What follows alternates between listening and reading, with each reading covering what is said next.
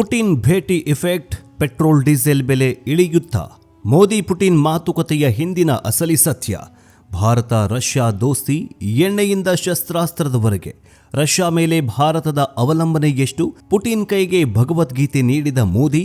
ರಕ್ಷಣಾ ಒಪ್ಪಂದಗಳ ಮಹಾಪೂರ. ಭಾರತೀಯ ಸೇನೆಗೆ ಸಿಕ್ತು ಬ್ರಹ್ಮಾಸ್ತ್ರ. ನಮಸ್ಕಾರ ವೀಕ್ಷಕರೇ, ವಿಶ್ವದ ರಾಜಕಾರಣದಲ್ಲಿ ಒಂದು ಮಾತಿದೆ. ಭಾರತ ಮತ್ತು ರಷ್ಯಾ ನಡುವಿನ ಸ್ನೇಹ ಹಿಮಾಲಯದಷ್ಟೇ ಎತ್ತರ ಮತ್ತು ಹಿಂದೂ ಮಹಾಸಾಗರದಷ್ಟೇ ಆಳ ಅಂತ. ದಶಕಗಳಿಂದ ನಡೆದು ಬಂದಿರುವ ಈ ಸಂಬಂಧಕ್ಕೆ ಈಗ ಹೊಸ ಕಳೆ ಬಂದಂತಾಗಿದೆ. ರಷ್ಯಾ ಅಧ್ಯಕ್ಷ ವ್ಲಾದಿಮಿರ್ ಪುಟಿನ್ ಅವರ ಇತ್ತೀಚಿನ ಭಾರತ ಭೇಟಿ ಜಾಗತಿಕ ಮಟ್ಟದಲ್ಲಿ ದೊಡ್ಡ ಸಂಚಲನ ಮೂಡಿಸಿದೆ. ಉಕ್ರೇನ್ ಯುದ್ಧದ ನಂತರ ರಷ್ಯಾ ಮೇಲೆ ಪಾಶ್ಚಿಮಾತ್ಯ ದೇಶಗಳು ಹತ್ತಾರು ನಿರ್ಬಂಧಗಳು ಹೇರಿದ್ರೂ ಕೂಡ ಭಾರತ ಮಾತ್ರ ರಷ್ಯಾ ಜೊತೆಗಿನ ತನ್ನ ಸಂಬಂಧವನ್ನು ಇನ್ನಷ್ಟು ಗಟ್ಟಿಗೊಳಿಸಿಕೊಳ್ಳೋದಕ್ಕೆ ಹೊರಟಿದೆ. ಈ ಹಿನ್ನೆಲೆಯಲ್ಲಿ ಪುಟಿನ್ ಭೇಟಿ ಭಾರತಕ್ಕೆ, ವಿಶೇಷವಾಗಿ ಸಾಮಾನ್ಯ ಜನರ ಮೇಲೆ ಏನು ಪರಿಣಾಮ ಬೀರಲಿದೆ? ಪುಟಿನ್ ಭಾರತಕ್ಕೆ ಭೇಟಿ ನೀಡಿದ ತಕ್ಷಣ ಪೆಟ್ರೋಲ್ ಡೀಸೆಲ್ ಬೆಲೆ ಇಳಿಕೆಯಾಗುತ್ತಾ? ರಷ್ಯಾದಿಂದ ತರಿಸಿಕೊಳ್ಳುವಂತಹ ಪ್ರತಿಯೊಂದು ವಸ್ತುವಿನ ಬೆಲೆ ಇಳಿಕೆಯಾಗುತ್ತಾ? ಯಾವೆಲ್ಲ ಮೇಡ್ ಇನ್ ರಷ್ಯಾ ವಸ್ತುಗಳನ್ನು ಬಳಸ್ಕೊಳ್ತಾ ಇದ್ದೀವೋ ಆ ಎಲ್ಲ ವಸ್ತುಗಳ ಮೇಲಿನ ಬೆಲೆ ಇಳಿಕೆಯಾಗುತ್ತಾ? ಈ ಎಲ್ಲ ಪ್ರಶ್ನೆಗಳಿಗೆ ಉತ್ತರವನ್ನು ಇವತ್ತಿನ ಈ ವಿಡಿಯೋದಲ್ಲಿ ನೋಡ್ತಾ ಹೋಗೋಣ. ಆದರೆ ಅದಕ್ಕಿಂತ ಮುಂಚೆ ಪೆಟ್ರೋಲ್ ಡೀಸೆಲ್ ಬೆಲೆ ಇಳಿಕೆಯಾಗಬೇಕಾ? ಮೋದಿ ನಿಜಕ್ಕೂ ವಿಶ್ವ ನಾಯಕರೇನ? ಟ್ರಂಪ್ ಕೂಡ ಒಳ್ಳೆ ಫ್ರೆಂಡ್ ಆಗಿದ್ದಾರೆ. ಎಲ್ಲದರ ಕುರಿತಂತೆ ನಿಮಗೇನನ್ಸುತ್ತೆ? ಮೋದಿ ಬಗ್ಗೆ ನಿಮಗೇನನ್ಸುತ್ತೆ? ಕಮೆಂಟ್ ಮೂಲಕ ತಿಳಿಸಿ. ಬನ್ನಿ ವಿಡಿಯೋವನ್ನು ಶುರು ಮಾಡೋಣ. ನಾವು ಇವತ್ತಿನ ಈ ಸಂಚಿಕೆಯಲ್ಲಿ ಭಾರತ ರಷ್ಯಾ ಸಂಬಂಧಗಳ ಎಲ್ಲ ಆಯಾಮಗಳನ್ನು, ಅಂದರೆ ತೈಲ ಬೆಲೆ ಇಳಿಕೆ, ರಕ್ಷಣಾ ಒಪ್ಪಂದ, ಮೋದಿ ಪುಟಿನ್ ಭೇಟಿಯ ಹೈಲೈಟ್ಸ್ ಜೊತೆಗೆ ರಷ್ಯಾ ಭವಿಷ್ಯದಲ್ಲಿ ಹಿಂದೂ ರಾಷ್ಟ್ರವಾಗುತ್ತಾ ಅನ್ನುವಂತಹ ಕುತೂಹಲಕಾರಿ ವಿಷಯವನ್ನು ಎಳೆಯಾಗಿ ಅತ್ಯಂತ ಸರಳ ಭಾಷೆಯಲ್ಲಿ ವಿಶ್ಲೇಷಣೆಯನ್ನು ಮಾಡಲಿದ್ದೇವೆ. ಫಸ್ಟ್, ಎಲ್ರಿಗೂ ಕೂಡ ಕಾಡ್ತಾ ಇರುವ ಮೊಟ್ಟ ಮೊದಲ ಪ್ರಶ್ನೆ, ಪುಟಿನ್ ಬಂದು ಹೋದ ಮೇಲೆ ಪೆಟ್ರೋಲ್ ಡೀಸೆಲ್ ಬೆಲೆ ಇಳಿಕೆಯಾಗುತ್ತಾ? ಇದಕ್ಕೆ ಉತ್ತರ ಹೌದು ಮತ್ತು ಇಲ್ಲ ಎರಡೂ. ಯಾಕಂತಂದರೆ ಅದರ ಬಗ್ಗೆ ನೋಡ್ತಾ ಹೋಗೋಣ. ಉಕ್ರೇನ್ ಯುದ್ಧ ಮತ್ತು ರಷ್ಯಾ ಆಫರ್. ಉಕ್ರೇನ್ ಯುದ್ಧ ಶುರುವಾದ ಮೇಲೆ ಅಮೆರಿಕ ಮತ್ತು ಯುರೋಪ್ ರಾಷ್ಟ್ರಗಳು ರಷ್ಯಾದ ತೈಲ ಖರೀದಿಯನ್ನು ನಿಲ್ಲಿಸಿದ್ವು. ಈ ಸಮಯದಲ್ಲಿ ರಷ್ಯಾ ಭಾರತಕ್ಕೆ ಒಂದು ಬಂಪರ್ ಆಫರ್ ಕೊಡ್ತು. ನಾವು ನಿಮಗೆ ಅಂತಾರಾಷ್ಟ್ರೀಯ ಮಾರುಕಟ್ಟೆಯ ಬೆಲೆಗಿಂತ ಕಡಿಮೆ ಬೆಲೆ ಕಚ್ಚಾ ತೈಲ, ಅಂದರೆ ಕ್ರೂಡ್ ಆಯಿಲ್ ಕೊಡ್ತೀವಿ ಅಂತ ಆಫರ್ ಮಾಡ್ತು. ಭಾರತ ಈ ಅವಕಾಶವನ್ನು ಎರಡು ಕೈಗಳಿಂದ ಬಾಚಿಕೊಳ್ತು. ಭಾರತದ ತೈಲ ಆಮದು, ಹೌದು, ಯುದ್ಧಕ್ಕೂ ಮುಂಚೆ ಭಾರತ ರಷ್ಯಾದೊಂದಿಗಿನ ಕೇವಲ 1-2% ಕಚ್ಚಾ ತೈಲ ಆಮದು ಮಾಡಿಕೊಳ್ತಾ ಇತ್ತು. ಆದರೆ ಇವತ್ತು ರಷ್ಯಾ ಭಾರತದ ಅತಿದೊಡ್ಡ ತೈಲ ಪೂರೈಕೆದಾರ ರಾಷ್ಟ್ರವಾಗಿದೆ. ಭಾರತ ಈಗ ತನ್ನ ಒಟ್ಟು ತೈಲ ಆಮದಿನ ಸುಮಾರು 40%ನಷ್ಟು ರಷ್ಯಾದಿಂದಲೇ ತರಿಸ್ಕೊಳ್ತಾ ಇದೆ. ಇದು ಸೌದಿ ಅರೇಬಿಯಾ ಮತ್ತು ಇರಾಕ್ಗಿಂತಲೂ ಕೂಡ ಹೆಚ್ಚಾಗಿದೆ. ಅಂದರೆ ಮೊದಲು ಉಕ್ರೇನ್ ರಷ್ಯಾ ಯುದ್ಧಕ್ಕಿಂತ ಮೊದಲು ಬರೀ 1-2% ತೈಲವನ್ನು ರಷ್ಯಾದಿಂದ ಪಡೆದುಕೊಳ್ತಾಗಿತ್ತು. ಆದರೆ ಈ ಆಫರ್ ಕೊಟ್ಟ ನಂತರ, ಈಗ ಏನು ರಷ್ಯಾ ಭಾರತಕ್ಕೆ ಆಫರ್ ಕೊಡುತ್ತಲ್ಲ, ಆಫರ್ ಕೊಟ್ಟ ನಂತರ ಇವತ್ತಿನವರೆಗೂ, ಈ ಕ್ಷಣದವರೆಗೂ 40% ರಷ್ಯಾದಿಂದಲೇ ತೈಲವನ್ನು ಆಮದು ಮಾಡಿಕೊಳ್ತಾಗಿದೆ. ಇದು ಸೌದಿ ಅರೇಬಿಯಾ ಮತ್ತು ಇರಾಕ್ಗಿಂತಲೂ ಹೆಚ್ಚಾಗಿದೆ. ಇನ್ನು ಇಲ್ಲೊಂದು ಪ್ರಶ್ನೆ ಬರೋದು ಸಹಜ, ಬೆಲೆ ಇಳಿಕೆಯಾಗುತ್ತಾ? ಈಗ ಪ್ರಶ್ನೆ ಬರುತ್ತೆ, ಕಡಿಮೆ ಬೆಲೆಗೆ ತೈಲ ಸಿಕ್ಕಿದ್ರೂ ಕೂಡ ಪೆಟ್ರೋಲ್ ಡೀಸೆಲ್ ಬೆಲೆ ಯಾಕೆ ಇಳಿಕೆಯಾಗಿಲ್ಲ? ಇದಕ್ಕೆ ಹಲವಾರು ಕಾರಣಗಳು ಇವೆ. ಸಂಸ್ಕರಣಾ ವೆಚ್ಚ, ಹೌದು, ಅಂದರೆ ರಿಫೈನಿಂಗ್ ಕಾಸ್ಟ್. ರಷ್ಯಾದಿಂದ ಬರೋದು ಕಚ್ಚಾ ತೈಲ, ಅದನ್ನು ಭಾರತದ ರಿಫೈನಿಂಗ್ಗಳಲ್ಲಿ, ಅಂದರೆ ತೈಲ ಸಂಸ್ಕರಣಾ ಘಟಕಗಳಲ್ಲಿ ಪೆಟ್ರೋಲ್ ಡೀಸೆಲ್ ಆಗಿ ಬದಲಾಗಬೇಕು. ಈ ಪ್ರಕ್ರಿಯೆ ತುಂಬ ಖರ್ಚಾಗತ್ತೆ. ಸಾರಿಗೆ ವೆಚ್ಚ, ಟ್ರಾನ್ಸ್ಪೋರ್ಟೇಷನ್ ಕಾಸ್ಟ್. ರಷ್ಯಾದಿಂದ ಭಾರತಕ್ಕೆ ತೈಲವನ್ನು ಹಡಗುಗಳ ಮೂಲಕ ತರಬೇಕಾಗತ್ತೆ. ಇದು ದೀರ್ಘ ಮತ್ತು ದುಬಾರಿ ಪ್ರಯಾಣವಾಗಿದೆ. ಯುದ್ಧದ ಕಾರಣದಿಂದಾಗಿ ವಿಮಾ ವೆಚ್ಚ ಜಾಸ್ತಿ ಕೂಡ ಹೆಚ್ಚಾಗಿದೆ. ಇದರಿಂದಾಗಿ ಒಂಚೂರು ಹೆಚ್ಚು ಕಡಿಮೆ ಆಗಿದೆ. ಇನ್ನು ತೆರಿಗೆಗಳು. ಪೆಟ್ರೋಲ್ ಡೀಸೆಲ್ ಬೆಲೆಯಲ್ಲಿ ಸುಮಾರು 40-50% ಕೇಂದ್ರ ಮತ್ತು ರಾಜ್ಯ ಸರ್ಕಾರಗಳ ತೆರಿಗೆ ಇರುತ್ತೆ. ಸರ್ಕಾರಗಳು ಈ ತೆರಿಗೆಯನ್ನು ಕಡಿಮೆ ಮಾಡಿದರೆ ಮಾತ್ರ ಬೆಲೆ ಇಳಿಕೆ ಮಾಡೋದಕ್ಕೆ ಸಾಧ್ಯವಾಗುತ್ತೆ. ಇಲ್ಲಿ ಬರೀ ರಾಜ್ಯ ಸರ್ಕಾರದ ಮಾತ್ರ ಅಲ್ಲ, ಕೇಂದ್ರ ಸರ್ಕಾರದ್ದು ಕೂಡ ಇಲ್ಲಿ ಅಷ್ಟೇ ಇಂಪಾರ್ಟೆನ್ಸ್ ಇದೆ. 40-50% ತೆರಿಗೆಯನ್ನು ಹೇರಿದರೆ ಎಲ್ಲ ಆಗತ್ತೆ ಪೆಟ್ರೋಲ್ ಡೀಸೆಲ್ ಇಳಿಕೆ. ಇನ್ನು ಲಾಭ ಮತ್ತು ನಷ್ಟದ ಸರಿದೂಗಿಸುವಿಕೆ.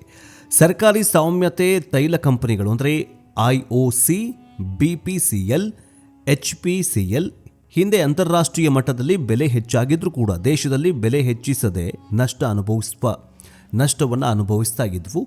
ಈಗ ಕಡಿಮೆ ಬೆಲೆಗೆ ತೈಲ ಸಿಗ್ತಾ ಇರೋದ್ರಿಂದಾಗಿ ಹಳೆಯ ನಷ್ಟವನ್ನು ಈಗ ಸರಿದೂಗಿಸಿಕೊಳ್ಳುವಂತಹ ಪ್ರಯತ್ನವನ್ನು ಈ ಕಂಪನಿಗಳು ಮಾಡ್ತಾ ಇದ್ದಾವೆ.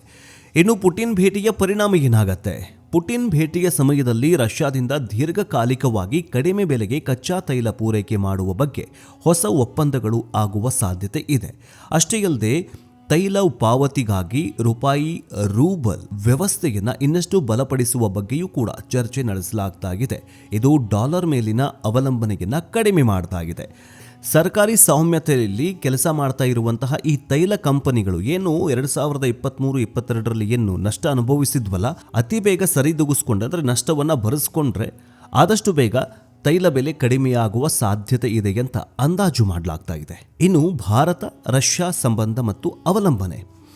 ಈಗ ಭಾರತ ಮತ್ತು ರಷ್ಯಾ ಸಂಬಂಧ ಇವತ್ತು ನಿನ್ನೆಯದಲ್ಲ. ಇದು ಶೀತಲ ಸಮರದ ಕಾಲದಿಂದಲೂ ಕೂಡ ನಡೆದುಕೊಂಡು ಬಂದಿರುವ ವಿಶೇಷ ಮತ್ತು ಆಯಕಟ್ಟಿನ ಪಾಲುದಾರಿಕೆ ಅಂತ ಹೇಳಲಾಗತ್ತೆ. ಈಗ ನಮ್ಮಲ್ಲಿ ಒಂದು ಪ್ರಶ್ನೆ ಮೂಡೋದು ಸಹಜ.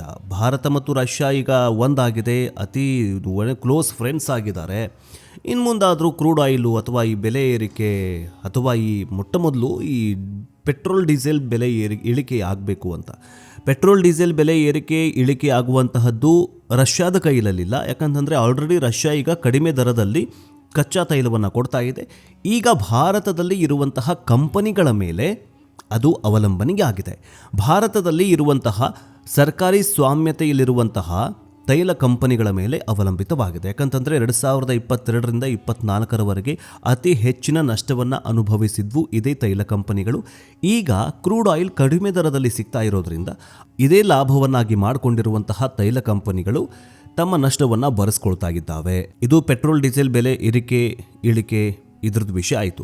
ರಷ್ಯಾದಿಂದ ಬರುವಂತಹ ವಸ್ತುಗಳ ಮೇಲಿನ ಬೆಲೆ ಇಳಿಕೆಯಾಗುತ್ತಾ ಅನ್ನುವಂತಹ ಪ್ರಶ್ನೆ ಮೂಡೋದು ಸಹಜ.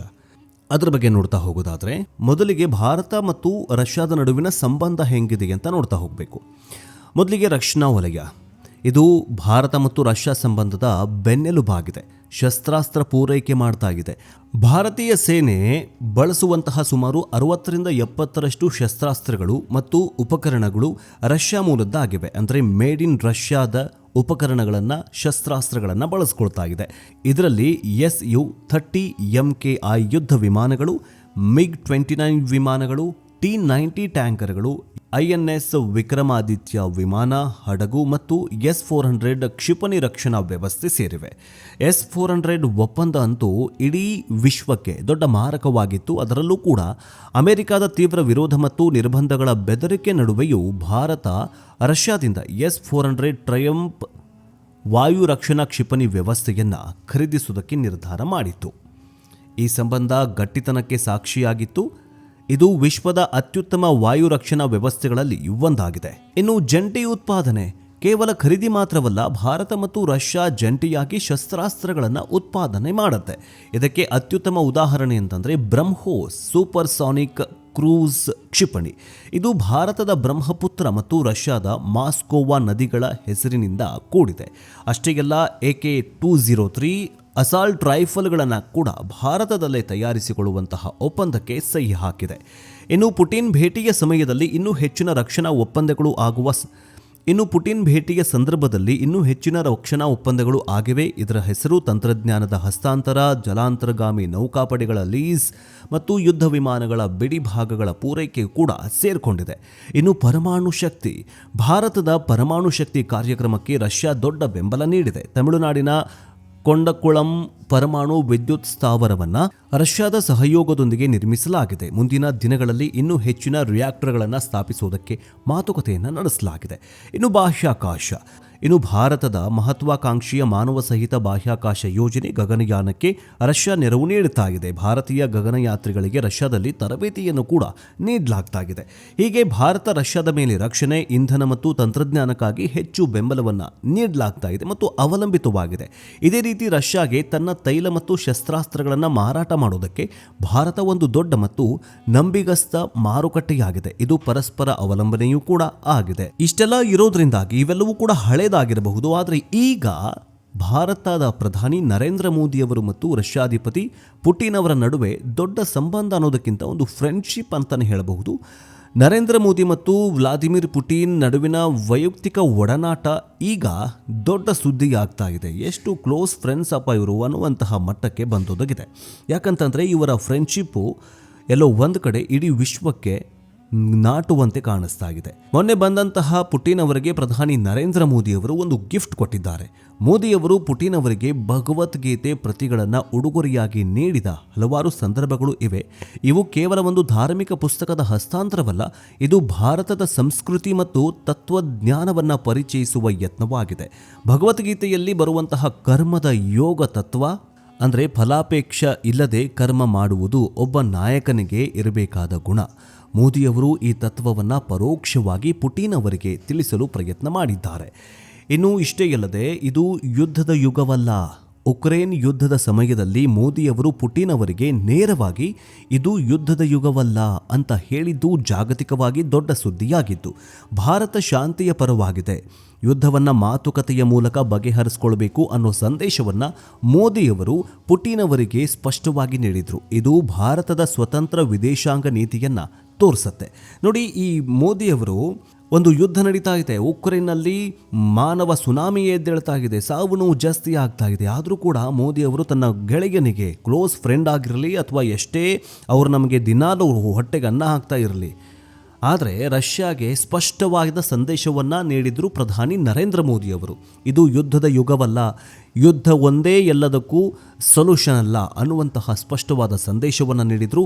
ರಷ್ಯಾಧಿಪತಿ ವ್ಲಾದಿಮಿರ್ ಪುಟಿನ್ ಕೂಡ ಹೌದು, ಇದು ಯುದ್ಧದ ಸಂದರ್ಭವಲ್ಲ, ಯಾರೇ ಏನೇ ಹೇಳಿದ್ರು ಕೂಡ ಮೋದಿಯವರ ಮಾತನ್ನು ಪುಟಿನ್ ಅವರು ಒಪ್ಕೊಂಡಿದ್ರು. ಒಂದು ಹೆಜ್ಜೆ ಮುಂದಿಟ್ಟಿದ್ದ ಹೆಜ್ಜೆಯನ್ನು ಹಿಂದೆ ತಗೊಂಡಿದ್ದು ಕೂಡ ಇದೆ. ಅದಕ್ಕೋಸ್ಕರ ಈಗ ಭಾರತವಾಗಿ ನಿಂತಿಲ್ಲ, ಇದು ಪವರ್ಫುಲ್ ರಾಷ್ಟ್ರಗಳ ಪಟ್ಟಿಯನ್ನು ಅಲಂಕರಿಸಿಕೊಂಡಿದೆ. ಭಾರತ ಈಗ ನವಭಾರತ, ಮೋದಿ ಭಾರತ ಅನ್ನುವಂತಹ ಮಟ್ಟಕ್ಕೆ ಬಂದು ನಿಂತಿದೆ. ಇನ್ನು ಇತ್ತೀಚೆಗಿನ ಸೋಷಿಯಲ್ ಮೀಡಿಯಾದಲ್ಲಿ ಒಂದು ದೊಡ್ಡ ಚರ್ಚೆ ಶುರುವಾಗಿದೆ. ಭವಿಷ್ಯದಲ್ಲಿ ರಷ್ಯಾ ಹಿಂದೂ ರಾಷ್ಟ್ರವಾಗಬಹುದು ಅಂತ. ಇದು ಕೇವಲ ಇದನ್ನು ಕೇಳೋದಕ್ಕೆ ವಿಚಿತ್ರ ಮತ್ತು ಅಸಂಬಂಧ ಅನಿಸಿದ್ರೂ ಕೂಡ ಈ ಹಿಂದೆ ವಾದಗಳನ್ನು ತಿಳಿದುಕೊಳ್ಳೋಣ. ಆಧಾರ ಏನು? ಇದಕ್ಕೆ ಯಾವುದೇ ವೈಜ್ಞಾನಿಕ ಅಥವಾ ಅಧಿಕೃತ ಆಧಾರಗಳಿಲ್ಲ. ಇದು ಮುಖ್ಯವಾಗಿ ಕೇವಲ ಭವಿಷ್ಯವಾಣಿಗಳು. ಉದಾಹರಣೆಗೆ ಬಾಬಾ ವಾಂಗಾ ಅಥವಾ ನಾಸ್ಟ್ರಡಾಮಸ್ ಹೆಸರುಗಳಲ್ಲಿ ಬರೆದಿರುವಂತಹ ವ್ಯಾಖ್ಯಾನಗಳು ಮತ್ತು ರಷ್ಯಾದಲ್ಲಿ ಹಿಂದೂ ಧರ್ಮ ಮತ್ತು ಸಂಸ್ಕೃತಿಯ ಬಗ್ಗೆ ಹೆಚ್ಚುತ್ತಾ ಇರುವ ಆಸಕ್ತಿ ಆಧಾರದ ಮೇಲೆ ಊಹೆ ಮಾಡಲಾಗಿದೆ. ರಷ್ಯಾ ಪ್ರಧಾನವಾಗಿ ಕ್ರಿಶ್ಚಿಯನ್ ರಾಷ್ಟ್ರ. ಇಲ್ಲಿ ಮುಸ್ಲಿಂ, ಬೌದ್ಧ ಮತ್ತು ಇತರೆ ಧರ್ಮದವರು ಕೂಡ ಇದ್ದಾರೆ. ಹಿಂದೂ ಧರ್ಮವನ್ನು ಪಾಲಿಸುವವರ ಸಂಖ್ಯೆ ತುಂಬ ಕಡಿಮೆ ಇದೆ, ಕೆಲವೇ ಲಕ್ಷಗಟ್ಟಲೆ ಅಷ್ಟೇ ಇದೆ. ಇದು ಮುಖ್ಯವಾಗಿ ಇಸ್ಕಾನ್ನಂತಹ ಸಂಸ್ಥೆಗಳ ಮೂಲಕ ಹಿಂದೂ ಧರ್ಮವನ್ನು ಅನುಸರಿಸಲಾಗುತ್ತೆ. ಇನ್ನು ರಷ್ಯಾದಲ್ಲಿ ಭಾರತೀಯ ಸಂಸ್ಕೃತಿ, ಯೋಗ, ಆಯುರ್ವೇದ ಮತ್ತು ಹಿಂದೂ ತತ್ವಜ್ಞಾನಗಳ ಬಗ್ಗೆ ಜನರಿಗೆ ಆಸಕ್ತಿ ಹೆಚ್ಚಾಗ್ತಾ ಇರುವುದಂತೂ ಸತ್ಯ. ಇಲ್ಲಿ ಭಗವದ್ಗೀತೆ, ರಾಮಾಯಣ, ಮಹಾಭಾರತದಂತಹ ಗ್ರಂಥಗಳನ್ನು ಓದುತ್ತಾ ಇದ್ದಾರೆ. ಆದರೆ ಇದು ರಷ್ಯಾ ಒಂದು ಹಿಂದೂ ರಾಷ್ಟ್ರವಾಗಿ ಬದಲಾಗತ್ತೆ ಎನ್ನುವುದಕ್ಕೆ ಇನ್ನೂ ಕೂಡ ಸಾಕ್ಷಿಯಾಗಿಲ್ಲ. ಆದರೆ ಅಲ್ಲಿ ಹಿಂದೂ ರಾಷ್ಟ್ರವಾಗುವುದಕ್ಕೆ ಎಲ್ಲ ಲಕ್ಷಣಗಳು ಕಾಣಿಸ್ತಾ ಇದ್ದಾವೆ. ಆದ್ದರಿಂದ ಈಗ ರಾಮಾಯಣ, ಭಗವದ್ಗೀತೆ, ದೇವಸ್ಥಾನಗಳನ್ನು ಹೆಚ್ಚು ಮಾಡಲಾಗ್ತಾ ಇದೆ.